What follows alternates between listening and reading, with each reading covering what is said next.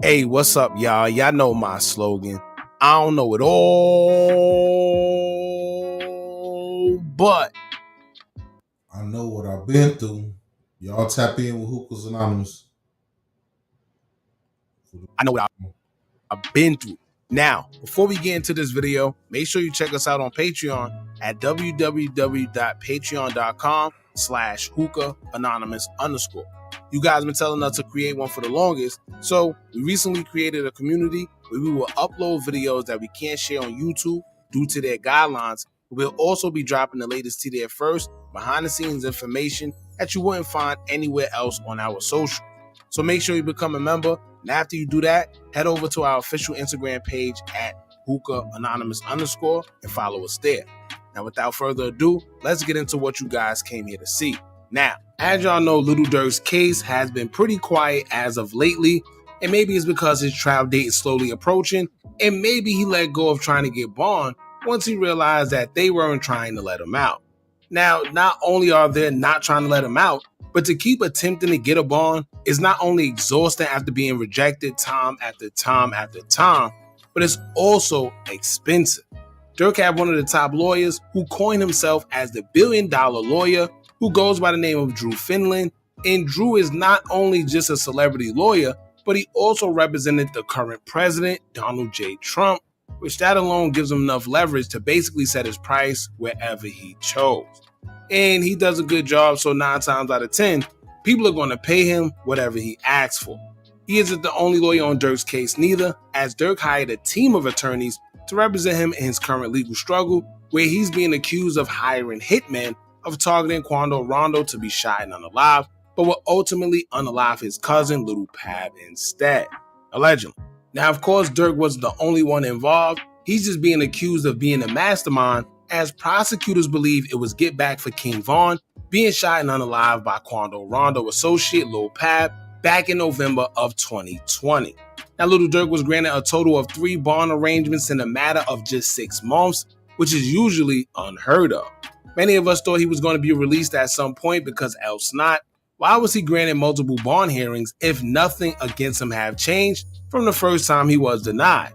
Unless it's just a money move on the court's behalf. Maybe Durk was just being swindled the whole time, knowing that every time he's presented in court, it's money in the attorney's pockets. I don't know, that's just a wild guess of me trying to understand what's going on. However, another situation that Lil Durk was thrown in, which came to surface in unsealed documents before he was denied bond the first time, back in December of 2024, which was the unaliving of a Chicago native who went by the name of Stefon Mack. On January 27, 2022, 24-year-old Stefon Mack was shot and unalive as he was leaving the Youth Peace Center of Roseland on West 111th Street in Chicago. CCTV footage shows 2 masked men waiting in a vehicle outside of the youth center, parked opposite of all the cars, making it a little suspicious, waiting for Mack to exit the youth center. As Mack exited, they would spot him as he looked suspiciously at the vehicle and started firing at Mack as he ran away, and one of the suspects chased him. Mack would later on pass away due to his injuries at the hospital, and the feds believe this was a targeted hit.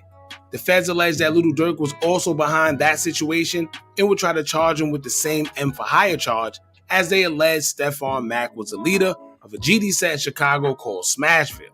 This set is said to be responsible for the unaliving of Lil Durk's brother, money-making DThang, who was shot and unalive back in 2021 at Club O.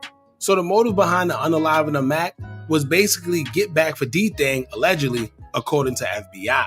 This would be a devastating blow to Lil Durk, as they had a bunch of evidence against him, tying him to the suspects who they claim involved Durk's names in text messages and phone calls, stating that they are waiting for a payment from him for something after Mack's passing, indicating that they will be paid for the shooting, allegedly.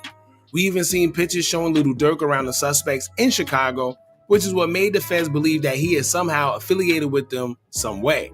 However, with all that said and done, we will see the unsealed case against Durk get randomly dropped out of nowhere in June of this year, right before the ruling of his last bond hearing. News sources would state that Durk would no longer be charged with M for hire for the unaliving of Stefon Mack. And I found it kind of weird, because not only did they not give us much of a clear reason as to why, but one may ask yourself, Why would they gather all this evidence and information to go against Durk and then just suddenly drop everything out of nowhere? There's no statute of limitations on the body, so what was the reason?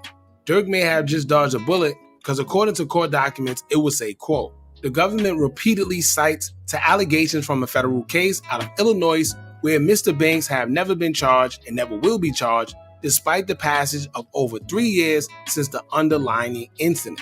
The government's own exhibit reveals that the allegations pertaining to Mr. Banks are based primarily on information from a cooperating human source described in the affidavit as a paid FBI informant and former gang member with a criminal history.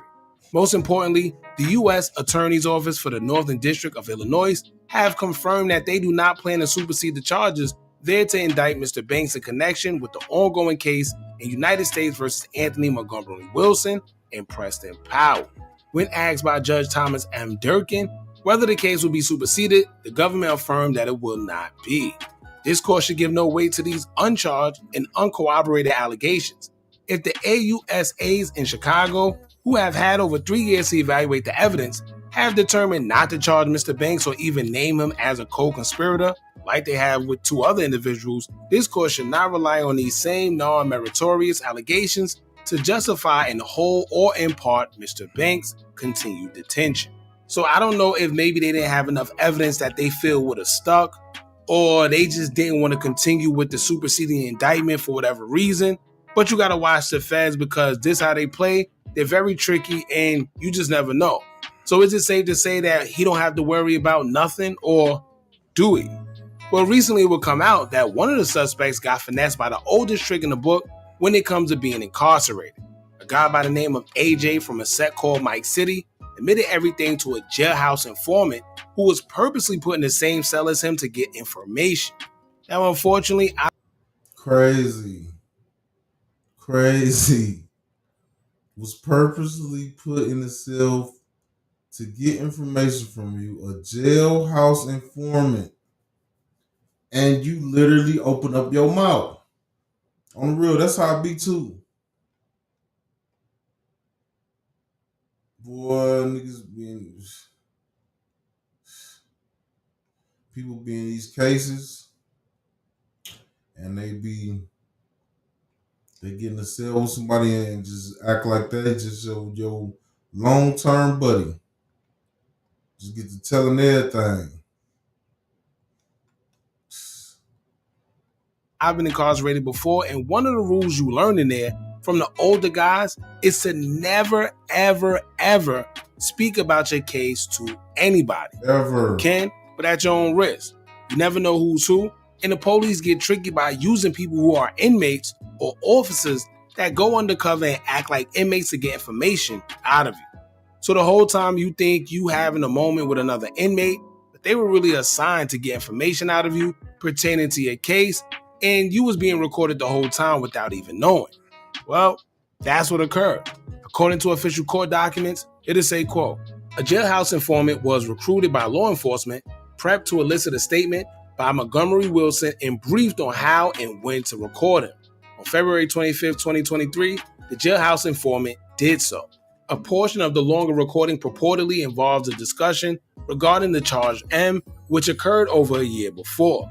In it, Mr. Montgomery Wilson repeatedly names and references the nickname Marley, which is the alias the government associates with Mr. Powell, and charge him under Docket 1 at 1 Exhibit A at 1317. Specifically in this recording, Marley is specifically named over 10 times by the speaker, attributed to be Mr. Montgomery Wilson, and interwoven throughout the recording. Exhibit A at 1317. Those references included a detailed description of the planning of the charged homicide, the execution of the homicide, and Marley's supposed role in it, and payments sought and made relating to the homicide. It is a founding precept of our Constitution that an accused has a right to be confronted with the witnesses against him. Mr. Powell has no indication that Mr. Montgomery Wilson intends to testify at trial. Thus, if admitted at a joint trial, this recording would patently violate Mr. Powell's Sixth Amendment right to confrontation. It is anticipated that the government would suggest that such statement is admissible under Mr. Powell under the theory that it was a statement against penal, and I guess whatever code that they have for it. Now they say the guy Marley, who was believed to be his co-defendant in the shooting, was named over 10 times. One thing I realized is that they gave us minimal information and left a few things out.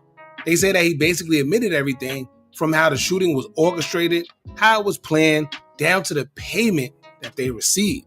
So now it's 100% confirmed that they actually were paid, but the documents never stated by who.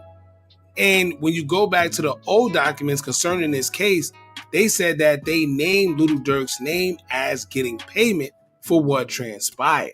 So, what happened? Who paid him? And if not Durk, then who?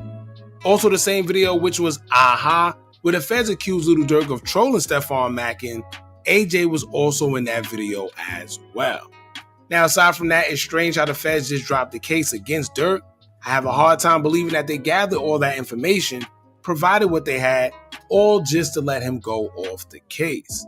Now, you know how they play. Sometimes they have something brewing in the background, something more bigger, so they'll let him get off on this one because they feel that maybe he won't get out of their custody due to whatever he got going on.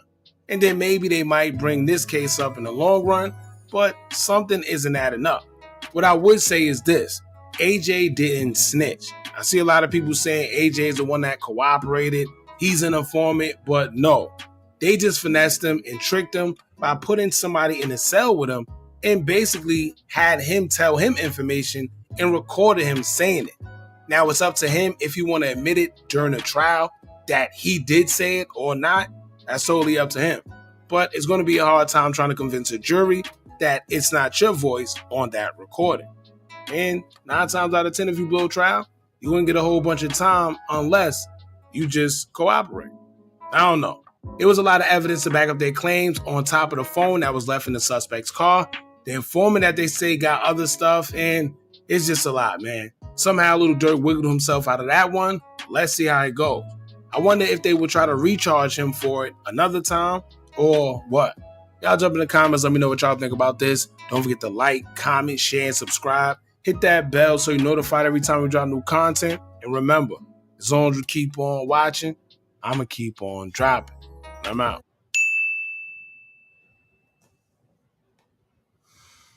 Boy.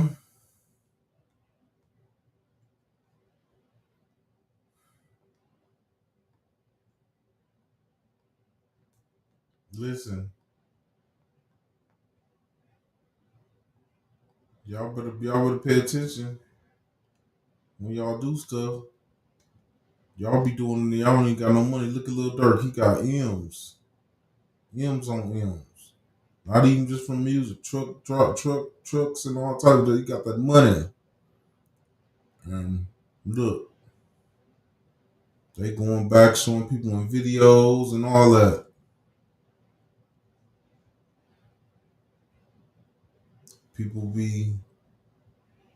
He put his life on the line to be in that video. Now look. Boy, leave y'all thoughts in the comments.